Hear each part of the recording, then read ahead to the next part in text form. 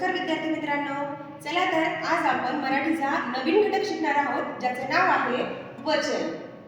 तर प्रथमतः वचन म्हणजे काय आणि त्याची व्याख्या काय आहे हे अभ्यासू।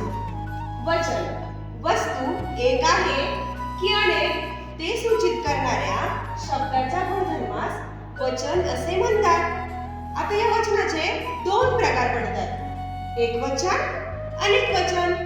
अनेक वचन याला बहुवचन असे सुद्धा म्हटले जाते। एकवचन आणि अनेक वचन याच्या व्याख्या आणि उदाहरणे आपण इकडे अभ्यासतोय।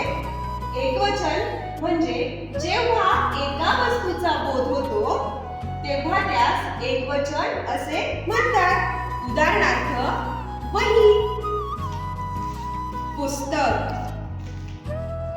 अनेक वचन जेव्हा वस्तू एकापेक्षा जास्त आहे असा बोध होतो तेव्हा त्यास अनेक वचन असे म्हणतात। उदाहरणार्थ वह्या, पुस्तके।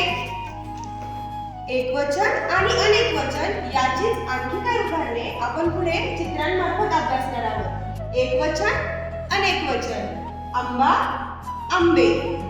झाड, झाडे। फुगा, फुगे। पतंग, पतंगे।